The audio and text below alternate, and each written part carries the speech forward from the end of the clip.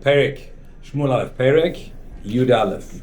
So, Shaul HaMelech has gone through. Shaul, son of Kish, was picked to be the first king of Israel when the people requested a king. Although God and Shmuel were both not so happy about the request, but it's gone through all the same. And God has told him to pick Shaul, and he's picked Shaul, and he's anointed Shaul privately. And then they went through a public coronation, in a sense, where all the people came to Mitzpah, which is just a place just outside Jerusalem, and there he was. They did some type of lottery, right? I looked through my notes. Rashi says it was a lottery. Others say they asked the Urim V'Tumim, but nobody says my suggestion that they were actually caught and trapped, because, like we said, it doesn't work out because Shaul couldn't have got caught if he wasn't there. So although it uses that word, they say it just means that the lottery came up. We picked the tribe of Binyamin, family of Matri, and we picked Shaul. Shaul wasn't there. He was hiding somewhere, and eventually he stood him in the middle of the crowd, and everyone said, "Long live the king," and he was elected king. But some people didn't accept him. So some people followed him. Some people became like his personal bodyguards, and they joined him. Other people ridiculed and thought that this weak, timid, shy person could possibly lead them to victory. He wasn't strong. He may have been tall. He wasn't strong. He wasn't charismatic. He wasn't enthusiastic. They didn't see them as a leader who would save them, and they ridiculed the thought. And Shaul didn't say anything at the time. He was quiet, didn't answer back. That's what we got up to. Okay, then we started the next chapter. That at Nachash, that was the name. Nachash literally means a snake. Mm-hmm. Okay, that was the name of the king of Ammon. Ammon is a country on the eastern side of the Jordan, not directly east, because directly east was the tribe of Reuven, Manasseh in the north, Reuven in the south, and Gad in the middle. Okay, so east of Gad is the country of Ammon, and they attacked. They attacked a place called Yavesh Gilad, so it's a place in Gilad, on the eastern side of the Jordan, because Gilad, that whole area is called Gilad, and if you notice, the first and last letters of Gilad make the name Gad. But I don't know if there's any real connection between that. It's just a nice way of remembering. Yeah, that means the real thing. I think the real reason why it was called Gilad is because that was the place where Yaakov Avinu made a monument together with Lavan. If you remember, Yaakov Avinu ran away from Lavan. Lavan chased after him, and then Yaakov said to all his sons to collect stones, and that would be a monument to recall the agreement between Yaakov and Lavan. They wouldn't harm each other, and Yaakov wouldn't harm Lavan's daughters. And that monument was called, well, it's actually called Gal Aid. Gal means a heap. Aid means testimony. It was a heap which was meant to testify and give testimony to their agreement. So to me, it seems reasonable that Gal Aid and Gilad is the same word. It's just got different vowels, exactly the same letters. Gimel, Lamed, Ayin, Dalet. So the area was probably, I think, was called Gilad because of that, but maybe not. Maybe it's named after something called Gilad. Yeah, I don't know. Anyway, the tribe of Gad was in this area called Gilad, and there's a town there called Yavesh. Means Yavesh in Gilad. Maybe there's other towns called Yavesh in Eretz Yisrael as well, but this is called Yavesh Gilad, just like Washington D.C. Right? So that's the way you say it. New York, right? So there's Yavesh, Gilad. Yavesh in the area of Gilad, and he attacked. We weren't sure why he attacked specifically this town. Thank you very, very much. It could be because it's the closest, right? It would make sense, right? Ammon is what we call today Amman, right? The capital of Jordan. And you travel slightly west, you come to Yavesh Gilad, so that is prime attacking area. It could be, we said yesterday, because Yavesh Gilad had only recently been resettled. It had almost been wiped out by the tribes in their war against the Jews of Yavesh Gilad. We'll talk some other time about why there was a war against the Jews of Yavesh Gilad, but they were almost all wiped out. And so it could be, it's only within the last 50 or so years been resettled, so it could be easy to attack. It's less defenses, less people there. That's another possibility. And the third possibility is its connection with the tribe of Binyamin. I've heard people say this, that to me it's a bit weak, but maybe. I mean, possibly, and this could very be strong. The political reason for this attack doesn't say it. It could be God put it in his head, right? That's all spiritual connections. But the political explanation for this attack is there's a king. This is the first time in 400 years that the Jews have made a king. Before that, The last king was Moshe Rabbeinu in a sense, right? But the Jews didn't have a king, a monarchy king in Eretz Yisrael since they conquered the place. And I imagine the enemies don't like this idea because it's going to bring this stability. That's what they believe, right? It's going to bring stability, this monarchy, and they're going to have a standing army to fight the Goyim, which is the reason why the Jews wanted it, right? From a real hashkafa, it makes no difference. God can fight with 1 and 2 when the prophet doesn't really need it. But that's what even the Jews thought at the time, that would bring them strength and stability, and the Goyim said the same. So the first thing to do when the other guy starts to do things that promote stability is to attack. Okay? So, and the town that he attacked was probably populated with people from the tribe of Shaul. I don't know, to me that sounds, because we said that people from the tribe of Shaul were the tribe of Binyamin, and they were the ones who married the women from Yabesh Gilad, so they would have inherited those people's land, so that would be a reason. I don't know, to me it's rich people. Yeah, it could be. They could also be rich because they, maybe, but why? Because all the people, all the tribe of Binyamin's original stuff, and they have all the stuff they just inherited. Right. There's very few of them. Right. It's very concentrated with very few people. So it could be. Yeah. Okay. Well, it's all a bit conjecture. We don't really know. Anyway, that's the fact is that King Nachash, king of Ammon, attacked Yabesh Gilad. But eventually he wants to. Nachash wants to take over Israel. Well, maybe, let's see. He's going to tell us what he wants very soon, right? The question why we would want to do that. If you need to expand land, you need more land, people do that. If you don't, it's just a pain in the neck. Right. If you want them to pay taxes, okay, that's a good form of income. There's some different reasons why you want to kill them all because you're an anti-Semite. You want to do that as well. So he's going to explain what he wants to do, all right? So that's Pasuk Aleph. Nachash, when he went up, to fight. Usually it means he went uphill, but I don't know geographically exactly where Yabesh Gilad is, but it could be to go up to fight, and even if you're not going uphill, it could be such an expression.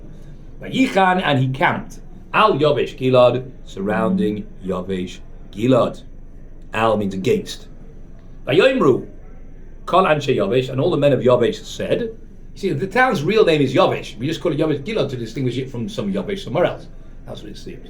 Yeah, although I don't know of any other Yabesh, right? We're on page 28. El Nachash, they said to Nachash, Karas Lano Bris, cut with us an agreement, but Bris is like a covenant. Let's make a peace agreement, a peace treaty. V'navdeka, and we will worship you. Worship you means we will, not worship you as in God. We will serve you, we will pay. And what do they serve? It means pay taxes. You want us to pay taxes, either human taxes or monetary taxes. We're prepared to do that. Because they realized they didn't stand a chance to defeat him. And that's why they've immediately surrendered. But they don't surrender straight away. Look what they do. Nachash the Ammonites said, Bezois echrois lachem, only with the following condition. Bezois means with this. Means if you agree to the following conditions, then I will make a peace treaty. What was the word? Bezois, with this.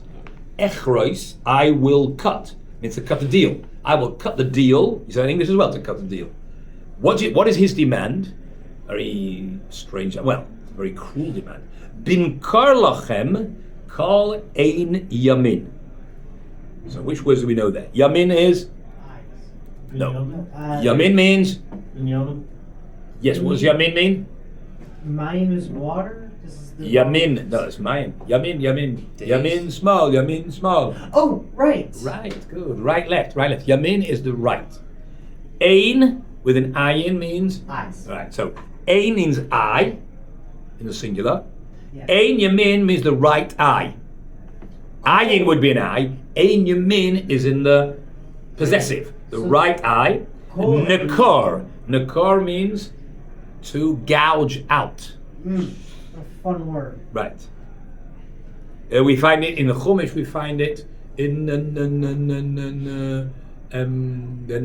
and Aviram. Make fun of Moshe Rabbeinu, and Moshe Rabbeinu tries to make peace with the Korach rebellion. They say, if you will gouge out our eyes, we won't come to you. The same word is used. Okay? So Nakar means to gouge out. I don't know if it means to gouge out anything, but it's always, I know it's used in the context of people's eyes. So, this is my agreement. I will agree to make peace with you if each one of you gouges out his right eye.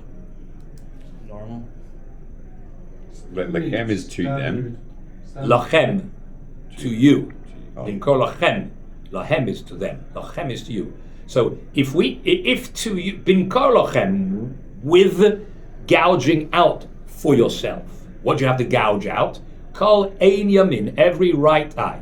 If you do that, then I agree to make peace. Obviously, he had the upper hand to make such a demand, right? You see, he had the upper hand; they immediately want to make peace with him. But he says, now, why does he want them to? Why does he want to do this? Like, what is he? Psychotic? What's the word? What is he like? No. Master. Yeah, what is he? V'samtiha, and I will place it. Means this fact that every Jewish man from Yavesh Gilad will be seen with his right eye missing will be a cherpa. Cherpa is a disgrace al kol Yisrael, over all of Israel. Means now that's a bit strange. It's a disgrace for the people of Yavesh Gilad that they have to walk around with one eye missing, and everybody knows it's because Nachash forced them to do it. Right? So why is it a disgrace to all of Israel? Because nobody of Israel came to their defense, was able to come to their defense, right? And therefore, he's asserting his. He's not just a masochist. What's the word? That's the word. Yeah. No. What? No, he's not that. He wants to subdue, make a public statement of his control over the Jewish people.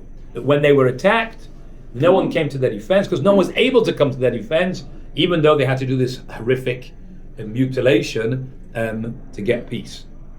So that's the stress. It's a cherba al kol Yisrael because, and that would explain the continuation of the story as well when we see that point.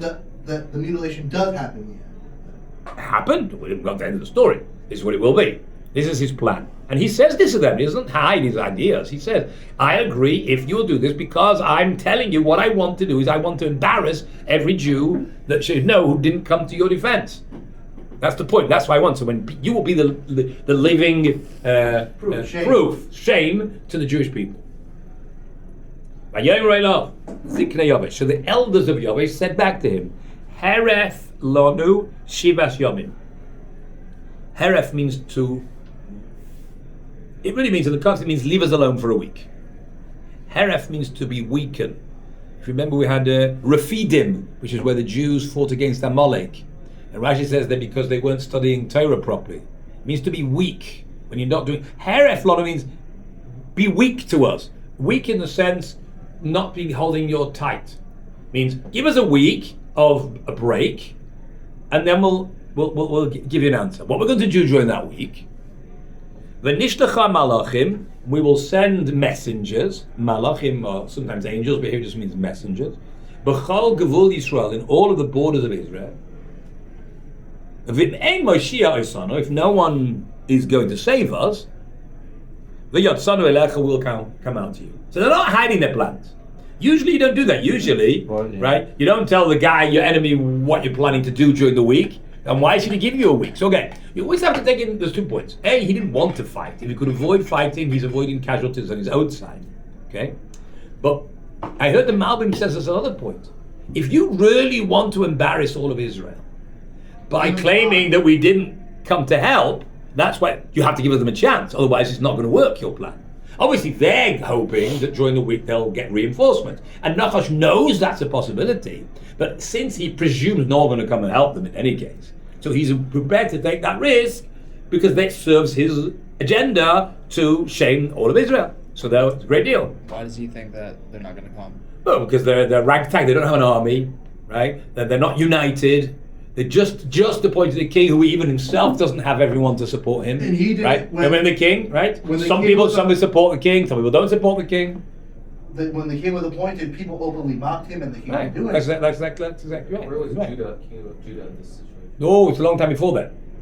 This is before King David. This is the first king of Israel, right? There's no Judah yet. Okay?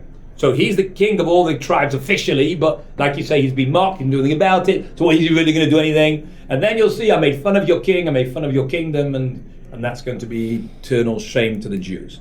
So, the people of Yahweh said, give us a chance. If you don't give us a chance, then you doesn't serve your agenda either. Okay? Alright. Vayavohu hamalachim Givat Shaul. So the messengers came to Givat Shaul. This is the third time it's been called that. Up to now it's called Giv'ah. And now, because Shaul lives, I presume, and he's officially the king, although he didn't act as a king, he just said he went home, right? I heard that somebody even claims the reason why he just went home normally is because he wasn't accepted by everybody. So, in a technical sense, maybe he really wasn't king. Even the prophet had anointed him, and many of the Jews had accepted him. But since a percentage, now we don't know how big that percentage was. It doesn't say. Was it 2%? Was it 40%? I have no idea, right? So we don't know how big it was. But that's a suggestion of why Shaul just went back home and acted as normal, because I'm not really king if the people don't want me. Okay, so. He's still king. Well, I don't know exactly what that means. He's still king. Isn't a king by definition being a king with the people? In Hebrew, we say "Ein melech b'lo am." If you have no people, you can't be a king. The people don't want you. You're not a king. You could be a dictator, right? But that's not the point, right? The point was was a constitutionally elected king. Now, not through votes, but it was the people wanted a king, and the Navi says, "Yeah, I'll give you a king." But the king, no, people don't want him. Now, if 90% of the people didn't want him, I think that'd be straightforward. He wouldn't be king. But now I don't know what percentage it is. So I don't know, but it's a suggestion of why he didn't act as king. It says, right, what did he do? He went home. He didn't start building a palace or do anything, no, he just went home. You'll see, when you hear the story, it's clear he's just acting absolutely normal. He went back to work. Right. You'll see, right? It's his humility. It could be his humility, but that's like extreme. Yes, I hear that, but even if you're humble, yeah, so you build him a nice simple palace and a nice simple throne, you got to work. No, Give a little speech or something. Yeah, I don't know. It doesn't. It looks like he's like pushing the job off. Yeah. Let's see. So that's probably part of Nachash's plan, is to nip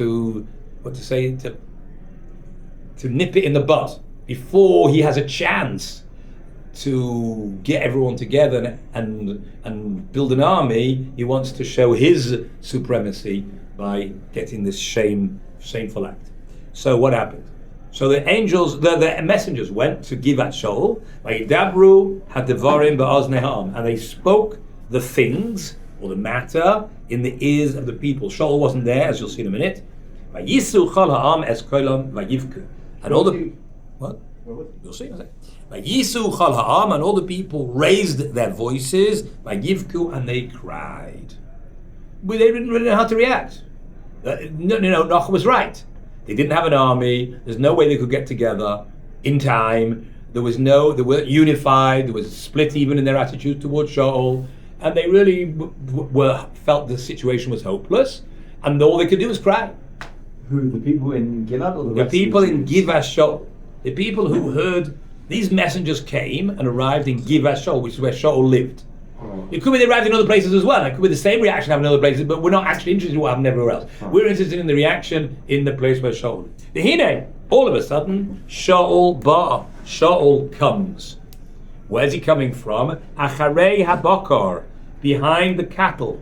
Min hasadeh, from the field. So it's clear that Shaul had been plowing in the field, and now he's on his way home with his 2 cows, and he sees this commotion. There's people screaming and crying and making a commotion. So he's saying Shaul was at work, right? Yes, theoretically possible that a king would go to work. Yes, you do hear stories about king of little principalities who may have a job, but it looks like he really didn't act as king. You'll see, but be patient, you'll see. He's coming up. Vayoyimeh Shaul, Malam, what's to the people means what's happened. Ki yivku, that they are crying. Why are the people crying? What's going on? And they told him, as divrei anshe Yavesh, the words or the matter of the people of Yavesh that had been brought by the messengers. So, Vatitzlach ruach Elokim al Shaul. The Spirit of God rested upon Shaul. Titzlach. Well, titzlach is a difficult word. I don't think we've had it we've only had it in this context, which is somebody said last time we had it means to grab hold of. It just means to rest. The Spirit of God rested upon him. Now, when that happened last time, it wasn't because of something Shaul did. It wasn't Shaul did something, therefore the Spirit of God rested. It was a fact. On the contrary, this resulted in Shaul being a new person. Last time we had it. He left the prophet, and the Spirit of God came upon him, and he started to prophesy. It looks like it's the same here. It didn't rest upon him because of the way he reacted. On the contrary, he reacted because of the Spirit of God that had rested upon him. Now, the reason why the Spirit of God rested upon him as opposed to anybody else, because he was a very special character, right? And that's why he was picked to be king. But the end of the pasuk, which is his reaction, seems to be as a result of this, because it says, Kisham'ah et hadvar, when he heard these words, that was when the Spirit of God rested upon him. Vayichar apo ma'od, and he got very angry. Apo means his anger. Ma'od means exceedingly. Vayichar, his anger burnt, or his wrath burnt. So he got very angry. So we read the pasuk straight. It doesn't say he got angry when he heard the words. No, it doesn't say that. He got angry because the Spirit of God came upon him. Right? Isn't that the way to read it? It doesn't say, and when he heard the words, he got angry and the Spirit of God rested upon him. No, it doesn't say that. It says the Spirit of God rested upon him when he heard the words. Right? And then he got angry. So it looks like the people who didn't know what to do and didn't have the Spirit of God, how did they react when they heard this awful news? They cried. But someone who had the Spirit of God, he would get angry. Where is the saying? What word is it? Well, the word actually means af, apo, af. Now, what does af really mean? Yeah, so too. Yes, it does. It also means your nose, right? Oh, yeah. Af is a nose. Apo means his nose. Means his nose burnt. That's literally what it means. Ayichar apo, his nose burnt. That's a Hebrew way of saying he got angry. Oh. We say it in the Shema, V'chara af Hashem bachem, and God's anger will burn against you when you serve Avodah Zarah. We say that every day in the Shema, second section of the Shema. So literally it means your nose to go red, okay? But what we mean is to get angry. So he got angry. It means when you hear terrible, horrific news, right? And you know there's nothing you can do about it, so then all you can do is cry. But when you hear something and you know there is something you can do about it, and you're going to get up and do something about it, then you get angry about it. Now, he only felt he could do something about it because the Spirit of God had rested upon him. Otherwise, he would have acted like everybody else too. He just to go back. He heard that the news that he heard was the people of Yavish were. Same news. The people of Yavish killed. were threatened. No, nobody's killed. That the Yavish have got a 7-day plan to try and find help. And if they don't find help, then they're going to surrender to Ammon, to the king of Ammon, and he's going to gouge out their eyes, which will be a living testimony to the weakness of the Jewish people. That they couldn't help their. Right, they couldn't help themselves. Wait, at this point, Nachash haven't attacked. No, Oh, they haven't. he is surrounded in town. Right. Right. I may have used the word attack, but I didn't mean they've actually. Right. It means they're besieged. Yeah. Okay. Sure. Okay. So what did he do? How does Shaul react? Vayikach tzemed boko. He took a pair of oxen, presumably the pair that he had been using to plow his field. Right? Doesn't say it was the same one. Presumably it's the same one. Tzemed boko. Tzemed means a pair. A pair of oxen. Vayenatechehu, and he chopped them up. Chopped. A nituach in modern Hebrew is a operation. A menateach is a surgeon in Hebrew because he chops you up. Well, he's not supposed to chop you up, but he does in a sense, right? So a menateach is someone who chops you up. So vayenatechehu, and he chopped this pair of oxen into pieces. Vayishalach, and he sent, shalach, to send, b'chol gavul Yisrael, through all the borders of Israel, of the Jewish people. He sent the pieces of this chopped up pair of oxen. Now, it could be chopped into 12 pieces, and he sent one piece to each tribe. It could be chopped into 120 pieces, and sent smaller pieces, 10 to each tribe. I'm right. Doesn't say, right? B'yad HaMelachim, in the hand of the messengers. So these messengers would come from Yavish Gilad. He sent them, I want you to go around all the towns of Israel and take a piece or several pieces from this chopped up pair of oxen, Lamar, with the following message. Lamar means to say. This is the message you should give to every place you arrive.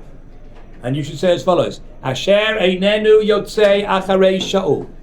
Asher, that, einenu, does not, yotzei, go out, acharei Shaul, following Shaul, ve'achar Shmuel, and following Shmuel. Means anyone who doesn't follow me and Shmuel to battle, the word battle is missed now, but that's what it means, to go out to battle. Ko ya'aseh, ko ye'aseh, so shall be done. Ya'aseh means he will do. Ye'aseh is the passive. So shall it be done, live karo, to his cattle. If anyone who doesn't come out to fight in battle with me, then I will chop up his cattle, and he won't have any cattle left. Does he have the authority to do this? Yes, he does. He's the king, right? Therefore, he can fight. You want to force people to go out to fight? No one's going to come out voluntarily, right? Well, some people might, yeah. But others who don't will be in big trouble. Interesting threat. Yes. Chop up your cattle. Yeah. So the Malbim says there's a deeper hint over here. He could have done that with anything. He wants to impress on them the strength of unity. Yeah. A cow is strong, but only as long as it's whole. Yeah. You chop into little pieces, that's what you're going to say? Yeah. Right, you chop into little pieces, then it's nothing. So if Yavis Gilo are going to have to fight them on themselves, they're going to be defeated. And if some of us go out, we're all getting this together, then we can defeat Ammon. In modern Hebrew say, B'yachad nenatseach. You remember that phrase? Still everywhere in Israel. B'yachad nenatseach. That was the phrase that came out at the beginning of the war, after Simchas Torah 2 years ago.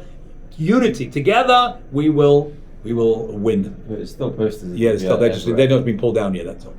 Yeah. That was also like their main source of food, and like it was technically, I guess you could say, a currency. Absolutely, yeah. Why did he need to chop up the ox? He could have just sent this message, like without it's chopping not up the in ox. Well, I think he also wants to send one to each tribe. Yeah. I don't think his messengers all went to one tribe, the next tribe, the next tribe. They've only got a week to do this and travel on the whole of Israel. Right. They sent a whole group around in different directions, so each going to take a different piece. Right? That's the simple story. What does an oxen look like? It's a bull. Like an ox. Okay. Vayipol pachad Hashem al ha'am. Vayipol, and it fell. Pachad is the dread. Hashem of God. Al ha'am on the people. That means people were dead scared of Shaul.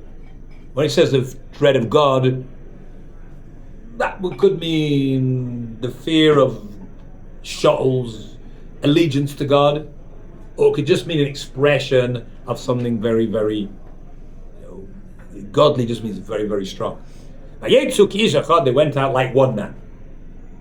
And just like one man goes out as one man, so you can have 300,000 people all coming out together, all united for this job, which is exactly what Shaul wanted to do, to get them united in this war. I don't know if he said explanation of what it's about. It doesn't say. Right? Was there a small text added to this message? I don't know. Yeah, Maybe well, not. there was a messenger with it. Like the messenger's not going to walk into town and be like, "I'm Shaul."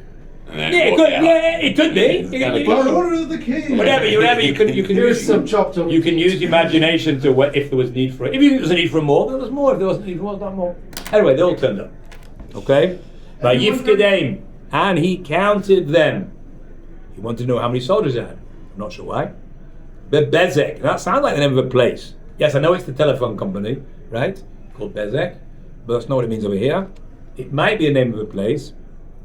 Others say it means I don't know how the word means that, but some say the word Bezek means pieces of pottery. It means, we learn in Parshas Kisisa that you're not supposed to count Jews. 1, 2, 3. How many counts for a minyan? Yidei.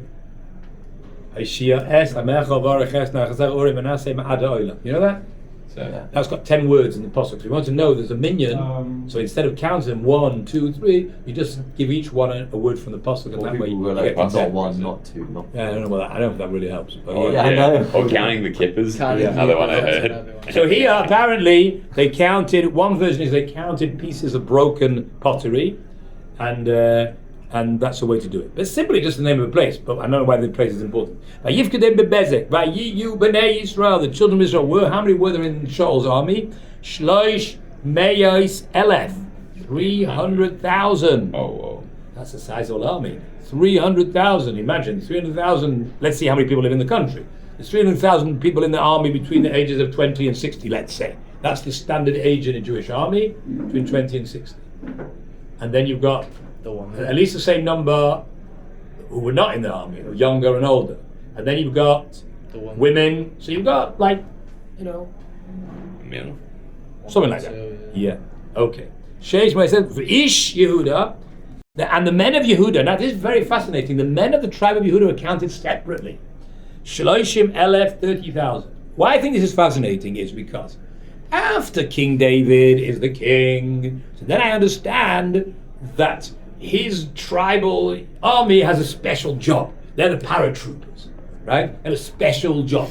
Yeah? But here we see even before Yehuda is being officially elected as king, it was clear even to Shaul that they had a special role in the army, a special unit in the army from the tribe of Yehuda. That's clear, right? What tribe is Shaul from? From Binyamin. Wait, so how? So, oh, interesting. So how? Okay. So how? You're asking a very, very fundamental question. I'll Right. explain your question. Yeah. The question is, we all know Yeah. that the monarchy was meant to come from the tribe of Yehuda. Right. How do we know that? Because if you read the bracha of Yaakov to Yehuda, it's very clear. He said that the scepter of law and the scepter and authority will not leave the tribe of Yehuda. That's what Yaakov says to Yehuda. Once it gets that's to not what it says, right? So that's understood to mean that the monarchy is meant to come from the tribe of David, of the tribe of Yehuda, and the Ramban in his commentary, Nachmanides in his commentary on Pashas Vayechi is bothered by this. So what's going on with Shaul? Right? In the end, we all know Shaul failed. Yeah, but it wasn't. It didn't have to be a failure. Right. If it would have been a success, oh, God knew it would be a failure. That's silly. I mean, if it would have been a success, then what would it have been? King David would never have been the king. So he has several suggestions of how it would have worked out if Shaul had been successful. Either Shaul would have been the king of Binyamin, and David would have been the king of the other tribes, or maybe somehow or other they would have worked together. Why didn't they just employ a king from Yehuda? Oh, you're asking why didn't God pick what from? Yeah, because God knew it wasn't going to work out. Because they'd asked wrongly. It means that it was a mistake the way they asked, Right. and therefore it was not going to work out, and therefore he didn't want to be a failure from David, right? But that still God has to give you the choice for it to work out. What would be if it would have worked out? So now that could be, that's how it's supposed to be. I'm a bit not clear about that. Is it really meant to be this partnership? That's actually ideal. Maybe it's ideal, this partnership. Like we find partnerships in Jewish history. Yitzchak seemed to have thought a partnership between Yaakov and Esav would have worked. That's why he wants to bless Yitzchak. Yitzchak wants to bless Esav, even though he knows that Yaakov is the Talmid Chacham. And he has another bracha for Yaakov. So someone understood that Yitzchak, at least, thought there could be a partnership between Yaakov and Esav. And we know Chazal say that Yisachar and Zevulun had a partnership, the two tribes. So it's possible, I see it as also, I don't know if I'm right, that it could have been a partnership between the king from Binyamin and the king from Yehuda, which don't forget is Yaakov's two main wives, Rachel and Leah. Right, Binyamin and Yosef, those are both the sons of Rachel, and Yehuda is from Leah. So just like those are Yaakov's two main wives, it could be somehow or other these two things could have worked together. In the end, it didn't work out. It would be strange if there was a king over just Binyamin. There was only 600 people at the time. Yeah, at the time. So okay, It figure over the years. like just. Yeah, sure. I thought they should have employed. I feel like they should have employed a king from Yehuda. Okay, so it doesn't work out, but like the line of King David is not exactly like it's not like it's not a glamorous line. You know, David made lots of mistakes. It's a bit. It's I'm saying. And you say they didn't pick anybody. Because Baruch picked him. I don't, Right? Yeah, I'm. But I'm saying that because Baruch didn't want to pick a king who was going to fail. A king who he wanted Yehuda to come in at the point that it was right to have that king. This was wrong. This was a mistake. The request was a mistake. Okay, but yeah. Okay. So if it would have worked as some type of partnership, right, between Shaul and David, How which come no one said he's from Binyamin, the king should be from Yehuda, when he was being picked? because I suppose you don't ask questions to the Navi. When Navi does things, he knows what he's doing, right? You know. Also, like, Jews love you know, yeah, I don't know. Yeah. In the same way that Yaakov was the one who said that it should be like that in the first place. There's also another point, which is what Moshe pointed out. That Yaakov didn't actually say the monarchy would start with Yehuda, just as it wouldn't leave. It wouldn't leave the tribe of Yehuda, which means once it was from the tribe of Yehuda, it stayed with the tribe of Yehuda, didn't go to somebody else. As opposed to the monarchy from Binyamin, which did leave eventually and went over to Yehuda. So that could also be how they could justify this, and it would be acceptable. Yes, but that's exactly the point. Even though the monarchy was from Binyamin, it was still clear to everyone that Yehuda had a job as the elite soldiers in the army, which is related to the monarchy. One of the jobs of the king is to fight, and Yehuda had a special unit in the army. That's why they're always counted separately. So that to me is interesting. The people understood that. You had the tribe of scholars was Yisachar. The tribe of businessmen was Zevulun, right? The tribe of scholars, the tribe of rabbis was Levi. Every tribe had its job. And who were the tribe of soldiers? The tribe of soldiers were Yehuda. That doesn't mean those were the only ones. Just like the tribe of scholars doesn't mean nobody else learned Torah. And other people were needed. But the guys who were like the standing army, the guys who were counted as the paratroopers, the crack soldiers, what do you call them? The Navy SEALs, right? They were the tribe of Yehuda. Even before Yehuda was a monarchy. Okay. All right, let's continue. So they've got 330,000 soldiers at his disposal. Vayomru la malachim habaim, and they said, not sure who the they is, to the messengers who were coming or who had come, Koi Simron leish Yavesh Gilad. So you shall say to the man of Yavesh Gilad. So either means to the men of Yavesh Gilad or to the mayor of Yavesh Gilad. Not sure. Tomorrow you will have salvation. All this was done in a week. So they must have gone very fast around the country to rally their soldiers up, and then they go back to Yavesh Gilad and they're giving a message. So we're going to come tomorrow. Teshua means a salvation. K'chaim hashemesh, when the sun gets hot, meaning by midday. By midday we will save you. Vayavoyu hamalachim, so the messengers came, means they arrived in Yavesh. Vayagidu le'anshe Yavesh, and they reported to the men of Yavesh. Vayismachu, and they were Yismachu, Sameach, happy. They were happy at the news that there was help, Amen. hope, and salvation on the way. Vayomru anshe Yavesh, and the men of Yavesh said doesn't say who to, but it means to Nachash. They gave him a message, right? See, they may have been concerned that the week's up and he's going to attack tonight, okay? Because we're supposed to be surrendering. They said, Machar, tomorrow, Neitzei Aleich, and we're going to come out. Oh, we agree, but we just want to sleep the last night at home, and we'll come out tomorrow. That sort of puts him off his guard, thinking that they have not been able to find any help, and they're coming tomorrow to surrender. Machar Neitzei Aleichem, Asisem Lanu, and you will do to us like all that is good in your eyes, meaning to gouge out our eyes, which is what you threatened to do. Okay, that's Samach, that's the end of the introduction. Next thing's the battle. Vayhimi Machras, it was on the next day. The next day, Vayosem Shaul Esam. So Shaul's arrived with his army in the middle of the night, okay, and he placed the people Shloisha Roshim, 3 heads, means he divided the army into 3 sections. Vayavoyu, and they came, inside the camp, means they attacked, and they right into the camp of the Ammonites. Ashmoires haboiker, at the first Ashmoires, anyone of them brachas here? From the word lishma, what's shmar? To God. To guard. It means the first watch. It means you have soldiers who are on guard duty over the night. They're not up all night. So the night's 12 hours, presumably. You divide it into 3 units of 4 hours, and each one has a 4-hour army sentry duty. So during the watch of the morning, that means it's the last section of the night.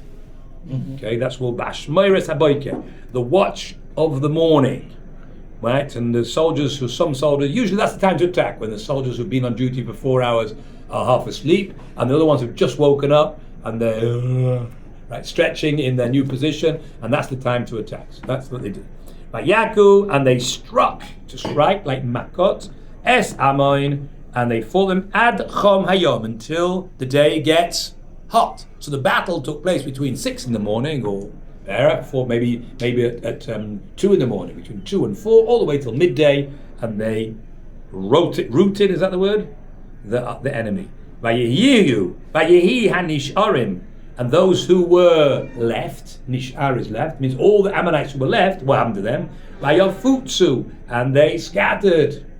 V'lo nisharu, there did not remain bom in them shnayim yachad, two together. I mean, there may have been several hundred or thousands of them, but they were all scattering in different directions. There were none of them together. What is it? Vayafutsu is in You know. and from opening the ark. Hey, Masai Kosima Keshayafutsu Mayanesecha Chutuna song. Also, Masai Kosima. What do you say? V'yafutsu Eivecha v'yanusura. Yeah. Let your enemies be dispersed. Correct. Okay. So that's what happened. Exactly what happened. God's enemies were dispersed by the armies of Shaul. Ayoimeham El Shmuel. That's the end of the battle, just one pasuk. Very, very rarely does the Torah go to read. This is not a battle instruction book. No, we won the battle, we defeated them, end of the story. Yeah, I was a bit, yeah. You would have been disappointed. Yeah, well, you read your Marvel comics if you want to read about battles, right? Or what do you Commandos we used to read as kids. That's not what the Torah is about. Yeah. The Torah is just you do mitzvahs and you show your courage, because God will help you and you'll win. If you're doing stupid stuff and you don't do mitzvah. Right, and then you lose. Shaul, the people. Sorry, Shmuel. The people said to Shmuel, "Mi ha'aymeh Shaul yimloich aleinu." Who are the ones who said Shaul will be king over us? I presume that's the way to read it. It doesn't actually say the question. I read it in a question sound of voice, right? Right. Because if you don't read it like that, it doesn't make any sense. Who are the ones who said, should Shaul read over us? It's Aleinu. Aleinu. As in like Aleinu? Yes, Aleinu upon us. Aleinu shalech. It is incumbent upon us to praise. To nu, give ha'anoshim, the men, udnemiseim, and we will, what will we do to them? Udnemiseim, we will kill them, right? Lamut, to die. So nemiseim, we, the nun is we will kill them. This is all these people who had the chutzpah to challenge Shaul's authority at the end of the previous chapter. Right. Now, what authority do we have to kill people who were chutzpahdik? They were disrespecting the king. Okay, go on. What's that called in Hebrew? It's called in Hebrew Moired b'malchus. That's the name we give it to a person who is disrespectful to the authority of the king. Then the halacha gives the right to put them to death. Just like in England, right? If you take a stamp and you put it upside down, and theoretically you could get, that's called treason. Do you know Like a that? postage stamp. Yeah, because it has a picture of the king on it. Just like in North Korea, if you do that, you'll get killed. You put a picture of the Kong Jong, whatever his name is, right? And actually, dust on his in China, there are a lot of people are putting up posters of Xi Jinping upon their houses that are supposed to be condemned by the state, and they can't condemn them because they're not allowed to destroy those houses to have Xi Jinping on it. Okay, so that's treason. So treason is one of the things you can get killed for in England, as well as espionage and mutiny. Those are the three things you can get killed for in England still. Mutiny is taking over a boat, throwing the captain overboard, and like they did Surely you in... bought Pirates of the Caribbean. You guys in Australia did that, no? To one of the guys who mutiny on one of the boats there. Well, I'm ready. Did you just send a ship full of criminals? I'm pretty sure it was just community. Listen, mutiny We is still a say is a things. touchy subject because sometimes the law is that you have, if a captain does certain things, then they have to be taken. They have to be taken aside and they put in the bridge. If they fail to do that, that's mutiny. So Okay, it's the law is very, very, it's a very tricky much higher. situation. Okay, so that's called in Hebrew. It's called Moired b'malchus, which means rebellion against the king, and that's what they said. We have the right. We already learned from the Book of Yeshua, the end of the first chapter of Yeshua, and when Yeshua basically becomes the king, the leader, the people said, anyone who does not accept your authority, we will put to death. So that's where the first recorded. It's not actually written in the Chumash anywhere, but it seems that is a biblical idea. A person who is insubordinate, in the sense, in a royal sense, right? Which is the beginning of anarchy, which is a horrific situation to be in, where people just take the law into their own hands, and therefore that's why the Torah condones the death sentence for insubordination. So that's what they were suggesting. But what does Shaul do? Shaul shows, Lo yumas ish, no man shall die Bayom hazeh, on this day. So he's wavered this sentence. So the question is why? So I'll tell you the way I read it, and I'll tell you the way I heard. Ki, why not? I'm going to give you an explanation. If these guys are insubordinate, we should do that. Ki hayom, today, asa Hashem teshua beYisrael, because today God made a salvation in Israel. So I also understood it to mean, let's not ruin the party. right? He did a great miracle, and yeah, we should kill them. It's true, we should do, but it'll ruin the party. But tomorrow, Well, maybe, yeah. All right. Yeah, hours one day at a time. Yeah. That's what I would have studied. But apparently, the Malbim doesn't really like that. The Malbim says what he meant to say is that so long as I had not been accepted by the people, I didn't really have the status of king, and therefore they don't really have the state of insubordination. Because it's only today, that's what it means. It's only today that they've seen and they're accepting me. If they'll do this tomorrow, right, then they'll be off with their heads. Yeah, but today, I wasn't really the Melech yet. Well, only I can't agree with it because they didn't say that when he was elected king the first time. Who? These people. They were like, who are these people? When the first time they were like, oh, he's not king. They're like, oh yeah, let them be. You mean yeah, but yes, he's saying the people who now stuck up for Shaul didn't stick up for him in the beginning. So that is like temperament. Yeah, it's a little bit reading into the puzzle. I think my pshat reads more simple into the puzzle, but that's the thing. That's why it says they keep stressing the word hayom. Vayom shel lo yumazish bayom hazeh ki hayom today osa Hashem to your B'Yisrael. So I thought it means not today, but tomorrow. And he said, no, because only today I really became king, because only today, even those lawless people who thought that, oh, what am I going to do? Now they're prepared to accept it, though. So from now on, I have the status of king, and anyone who's insubordinate from now on will be dealt with by the full strength of the law. Okay? Now, because they won the war. Now that Shaul won the war, so Shaul showed them that he was fit to be king, and they were happy to take. They just said, "Oh, but this guy going to save us?" Yeah, you see, this guy saved you. So now they realized that Shmuel's decision was correct. But it wasn't just that retroactively he was king. No, so long as they didn't accept him, he really wasn't king. King needs to be someone who is accepted by the people. Once he's accepted by the people, it could be that it will be hereditary. That you could debate that. What will happen afterwards? No, can the people retract their acceptance of the king? Can they vote him out? I don't know. Maybe yeah, maybe not. But certainly to become king in the first place, he needs the will of the people. Okay. So, Vayomer. Yeah? No, they could have just said, oh, but it wasn't really you, it was God. Therefore. Like, no, but that's the whole point. What? They know that. So what? But they want a king to save them through God. But what else do they want? They want someone who God will be on his side. That's all they want. Not talking about Rishoyim. Just people thought, obviously that's the one. God wouldn't choose someone like that. God would use someone who's impressive, charismatic, someone who's... But he did exactly what he did. But it's actually miraculous because the Spirit of God came upon him. Then he got all angry, worked up about it. He sent this messenger and the people. He united them, brought them to fight, and they won, which is exactly what you want a king to do. Mm-hmm. When the king sees as part of his kingdom is being attacked, he'll say, oh, it's no problem, it's not my problem. No, he gets... everybody... Look at the people around there, the whole country goes, that's called Achdus, right? That's called B'Yachad. Then that's exactly what we're going to do, right? So Shmuel said to the people, Lechu, go, v'nelcha, and we will go. That means, let's all go, ha-Gilgal, to Gilgal. Now, you should really have said ha-Gilgala, if you want to say to Gilgal. You put a hey at the end when you mean to. Right, in Hebrew, you say hey at the end, it's like a lamed at the beginning. For some reason, it's not there, but that's what it means. Let's go to Gilgal. Gilgal is the place we mentioned before where they crossed the Jordan and where the Jewish people were camped for 14 years whilst they were conquering the land.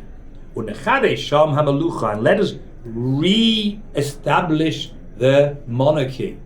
Hasn't he done that already? No, because the first time it didn't really work.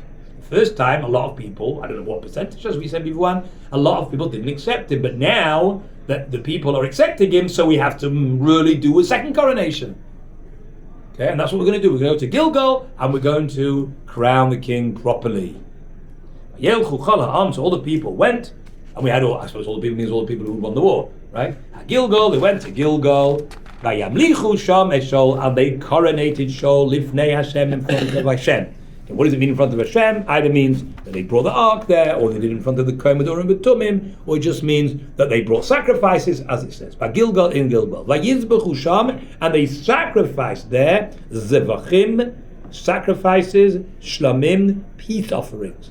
So it sounds like they didn't bring an oila. Oila is a burnt offering. This is something for a happy occasion. A very happy occasion when we're all partying, and we want to make it into sacrifices, make it somewhat spiritual. So then you have this shlomim. It's a sacrifice on the one hand, but it's almost all of it is eaten by the people who bring it.